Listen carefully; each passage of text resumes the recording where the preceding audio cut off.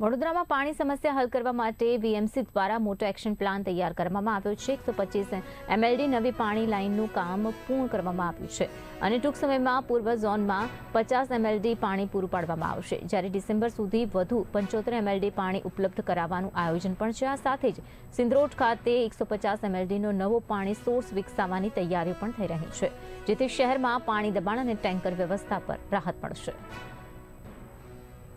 પાણી વિષયમાં પણ થોડી ચર્ચા કરવામાં આવી છે, જેમાં કન્ટામિનેશન ઇશ્યુઝ હોય, લો પ્રેશર ઝોન્સ ક્યાં ક્યાં છે એનું પણ નોટિફિકેશન આઈડેન્ટિફાઈ કર્યું છે। લો પ્રેશર ઝોન પર પાણી આપવા માટે પણ નક્કી કરવામાં આવ્યું છે।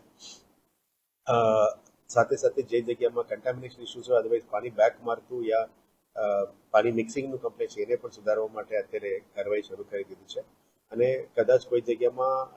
ફેરાવમાં પણ કંઈ ઇશ્યુઝ હોતો હોય, અદરવાઇઝ લીકેજીસનું ઇશ્યુ હોય એને ફિક્સ કરવા માટે પણ તપાસ કરવા માટે પણ અમે જીએડીને પણ કીધું છે કે જેથી કરીને જે કન્સર્ન ડિપાર્ટમેન્ટમાં કોઈ પણ ખામથી પબ્લિકનું જે સર્વિસીસ આપવામાં હોય એમાં કંઈ ખામીઓ ના રહેવું જોઈએ, એ બાબતનું તમામ તૈયારીઓ કરવા માટે પણ